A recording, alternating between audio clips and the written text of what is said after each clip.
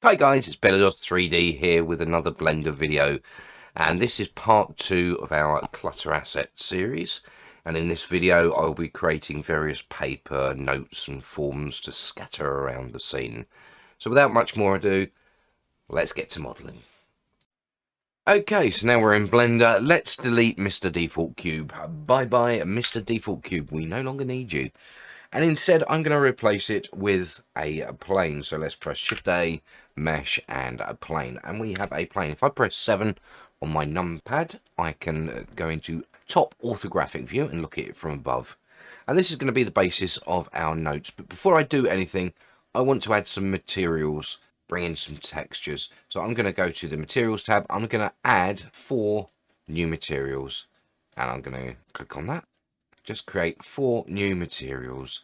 I'm just going to call them Note 01, Note 02, Note 03, and Note 04. Let's go to Note 1 and go to Shading. Okay, so now we're in the Shading tab. We can just drag that up to give us a bit more space. I'm going to click on the BSDF node, and I'm press Control T, and that will give us a series of nodes there, which will include our image texture and our mapping and texture coordinates. So let's go into Open, and let's see if we can find these images. There we go. And these are very simple images, and if I turn on rendering view, you can see they're just literally just letters I've downloaded off the internet, but really small, so they're blurred. And it's actually on a 500 by 500 texture. And what I've done is I've given it space around the sides so that we can do blank areas and have blank paper as well. So that's our first one. And what we can do here is go down to this little drop down here and switch to Note 2 and do the same thing. Control T, drag it out and bring in Note letter 2. And again, we've got a different letter on there. So let's go to Note 3 and repeat the same thing. Just move that over a little bit. Just move that over a little bit and click Open, Images, number 3. And there we have it again. A slightly different letter, blurred out so you can't quite read what it is. And let's go to note number 4 and same again. Open, Images, letter 4. And again, this one's a handwritten one. And the reason I've blurred them is for the sake of copyright issues and things like that. For this video, you can have them as clear as you want if you make your own or you have copyright free material. These are just some notes I found on the internet, and what I've done is I've shrunk them down so they're about a third of the size of a 500 by 500 texture, put them into a 500 by 500 texture, and I've created the background of the texture to be the same color as the rest of the note, the paper on the note, as you can see. And that's all I've done with them. That's all you need for textures for these clutter objects. You might want to create a roughness map, but you really don't need a normal map or a metallic map unless you're going to have details. And with an object this small, which is just an incidental object in the scene, you just don't need all these extra textures. You just need an image. So here we have an image. Anyway, let's go back to our layout, and we see our plane here. Now what I'm going to do is I'm going to go into edit mode, and I'm just going to press S to scale it on the Y axis and make it letter sized, letter shaped and sized, about that sort of shape. So now if I put this on here, you'll see it's all squashed up. So what I need to do is I need to unwrap that. So I'm just going to go U and unwrap, and that gives us a bit better positioning there. But let's go into UV editing and let's take a look.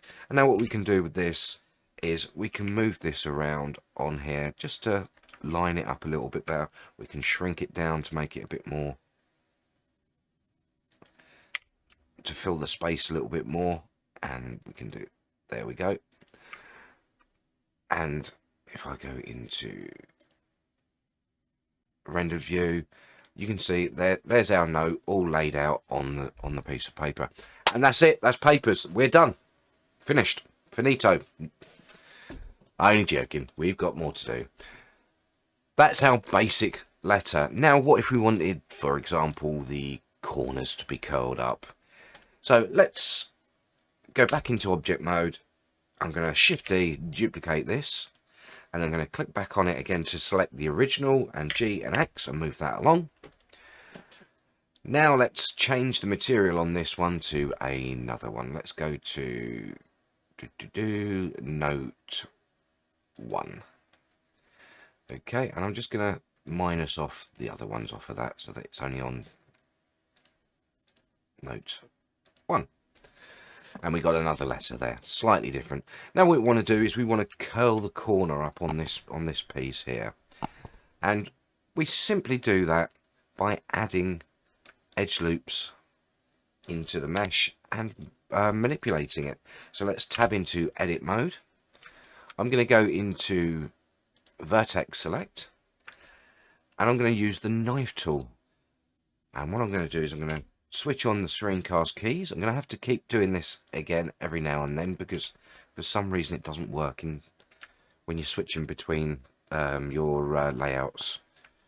So let's use the knife tool, and that's K on the keyboard, and it gives you this little knife, and you get a green little box, and you'll see when it's on an edge, it will highlight the edge and it will go green.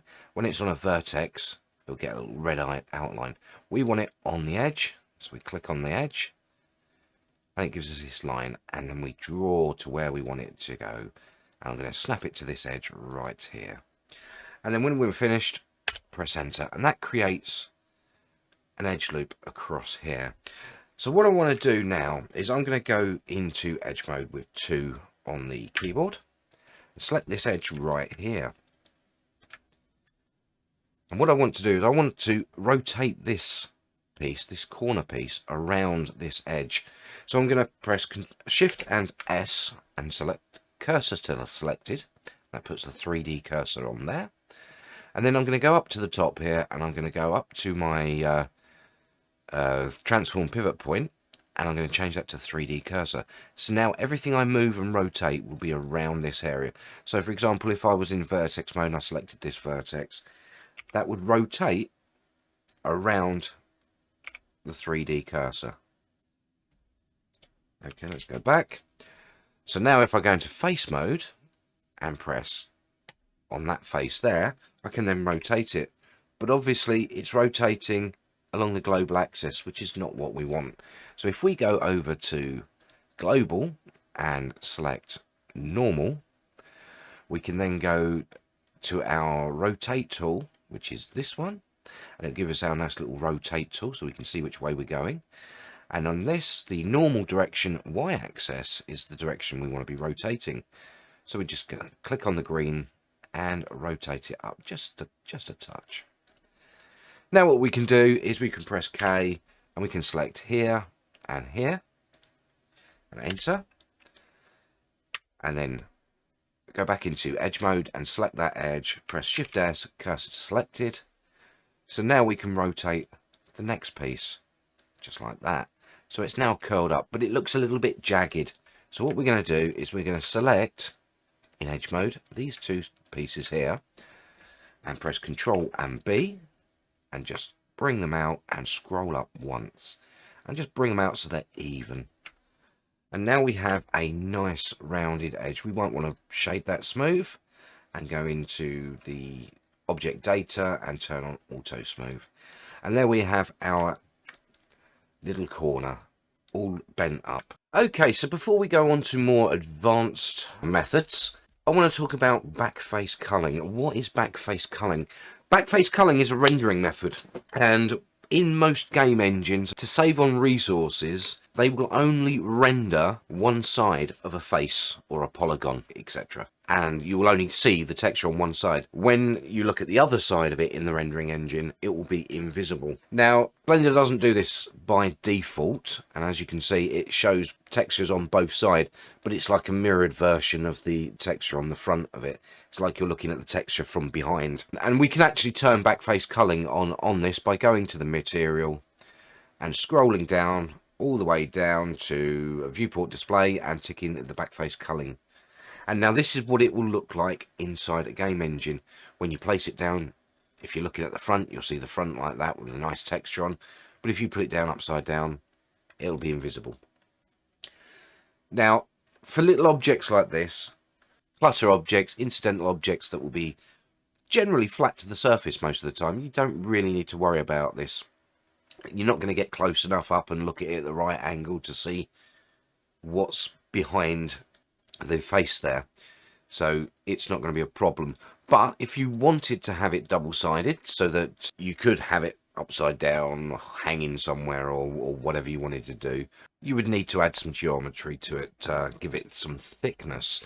So let's show you how to do that. First things first, I'm going to change my transform options back to global and my pivot point back to the medium point. And we're going to go to our modifier tab. I'm going to select add modifier. And I'm going to choose solidify. And this basically gives it a back face. But obviously, because it's using a mirror option to mirror the texture, we've got texture on the back there. We don't want all this print on the back. We want a blank page there. So what we're going to have to do in this case, and I'm taking a look at it, I'm just going to reduce the thickness down to 0.003. Nope. There we go, 0.003 to give it a very nice thin edge there. We're going to press Control and A over the modifier to apply the modifier. So we now have geometry. It's actual geometry. So what I want to do is I'm going to go into face mode and I'm going to press Control and 7, and that will go into bottom orthographic. I'm just going to drag my cursor over that and select them faces at the back, and then if I just press +1, and that'll get the edge as well. All I'm going to do is press U and unwrap it again, and then over on this side S, scale it down a bit and move it into the white area. So now when we go back into object mode, that is a solid object with color on both sides. Now obviously you don't want too many objects like this in your scene, because it's extra geometry you don't need. It's extra texture work, it's extra geometry. If your clutter objects are just going to be flat on a surface, there's no point rendering the back face. So only do this if you need objects to have two sides. Okay, so let's get a little bit more advanced. What about adding wrinkles to a page? Right, let's get rid of our originals, GX, move that along there. I'm going to just Shift and D and right click, press Alt G. I've now got a third piece there, and I'm just going to focus in with the numpad period key. I'm just going to change that texture to number 3, I think. Let's assign that to number 3. So we now have a third note. Now let's take a look at this. I think we can actually shrink that down a little bit, move it around. And I think, to be honest, I actually made these a little bit long, haven't I? So yeah, I think that looks a little bit better. And it's all about adjusting and changing and scaling and getting it into the right place. So we got our third letter here. Now I want to put a wrinkle across the bottom of it. So what I'm going to do is, again, I'm going to use the knife tool with K. I'm going to select this piece here, and then I'm going to press enter. And in edge mode with 2, I'm going to select that. I'm going to press Control B and I'll scroll up, and just with 1 extra loop, so you've got 3 edges there. Whoops. Just bring it out to about there, and I think that will probably do. So let's select that middle one and just press G and Z and bring it up like so. And of course that looks a little bit jagged, so we just select the other 3 edges. We press Control and B, and the same as we did before, we smooth it out with a bevel. And there you go, we've got a wrinkle in the middle of our page, and it's as simple as that. Okay, so now what if I want to crumple my page up into a ball? Let's do that. So again, I'm going to select these objects and move them out of the way. I'm going to copy this one again, Shift D, and then Alt G to bring it back to the center there and focus in on it. And I'm just going to go through this, and I'm going to select these edges, press X and I, and that will flatten it back out, put it back to how it was. Just want to double check to make sure I haven't left any extra vertices. No, we just got to have 4 vertices. Now what I want to do is I want to subdivide this letter. And in fact, I'm actually going to quickly change the texture on there. There we go.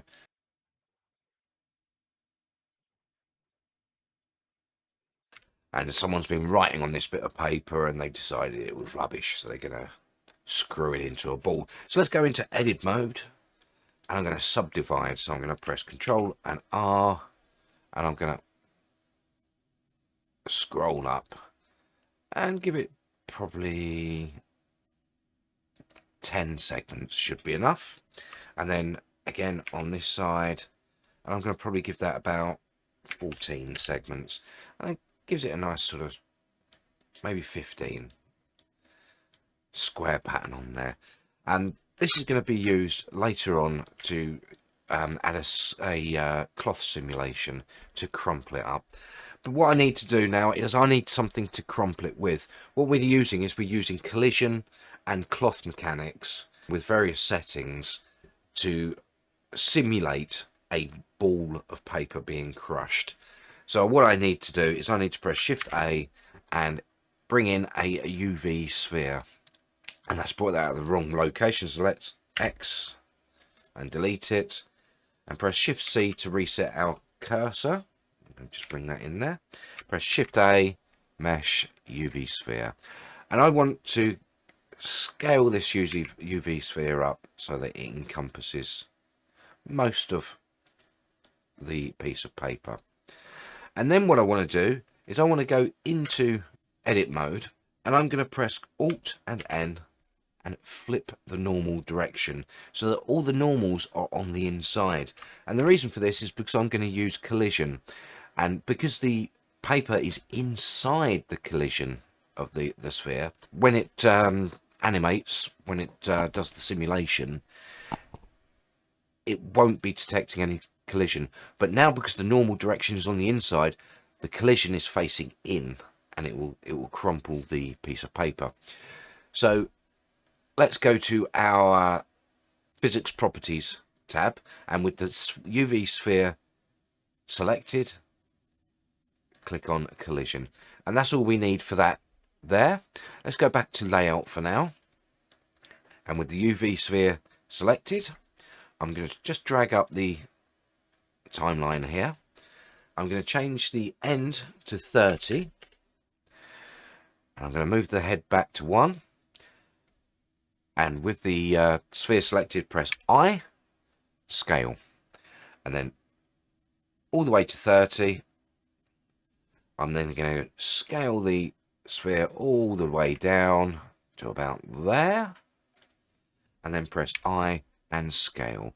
And then if you press play, it animates the sphere shrinking down. So now we want it to affect our piece of paper. I'm going to hide that UV sphere. We don't need it visible anymore. And we want it to affect this piece of paper. So what we need to do is, again, go to the physics tab. That one. And we need to turn it into a piece of cloth. Piece of cloth, you say? That's how it works. If you want to simulate paper crumpling, you use a cloth. Now, if you look in the cloth properties, you see a little drop-down box just here. If we change that to leather, and then we can go down and change some of the properties. Now, bending, we need to bring that right down. I'd bring that down to about 15 or so. And then we keep going down and down until we find collisions. And we need this to collide with itself. So self collisions. And let's increase the self-collision to about 15 as well. And then we need to turn the gravity off, because what will happen is when it animates, it's going to drop. We don't want it to drop. So now we've got our settings in the properties there. We can then press the play button. And as you can see, it crumples the piece of paper up like so. So now, when we look at it, we can just bring it up to a point where we want it.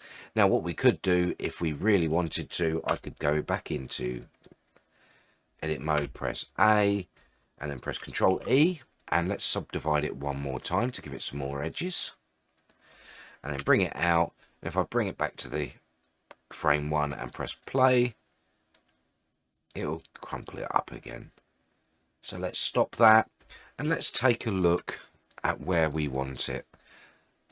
And we want it probably about there.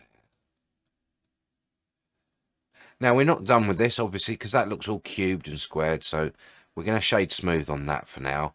But that looks a little bit too smooth as well. And again, if I've got the auto smooth on, yeah, it's not quite right. But what I can do is, now that we have the general shape that we want, about there, we go into our modifier panel and we apply our cloth simulation. And now that fixes it in geometry. It's now set like that, but it's still not quite right. So, and it's quite high polygon. That's 1,500 tries. So now we need to add a modifier and down to decimate. And with the decimate modifier, just bring it down to where it still looks quite good, but it's quite low. And I'd bring it right down, and it sharpens up some of the edges. Bring it down to about 200, and then, as you can see, it looks a lot more like crumpled paper. But remember, and we're going to apply this now, remember, when we go to our material and go viewport display, backface culling, it's going to look a little bit odd when you're looking at it. It doesn't look too bad, but with this, I would personally add a solidify modifier onto that, and again bring that down to 0.002, just so it's nice and thin, just so that it can be looked at from all angles and it doesn't glitch out. Well, there we have it. We have 4 items created for our scene, and let's bring them back in there. EX, and we have a nice flat piece of paper. We have a piece of paper with a curled edge. We have a piece of paper with wrinkles, and we have a crumpled piece of paper. I hope you've enjoyed yourself. If you do, hit that like button. I hope you've learned something, and if you want to see more content like this, please hit that subscribe button, and to be notified whenever I upload a video, hit the notification button. Thank you very much for joining me today. I'll see you in the next one.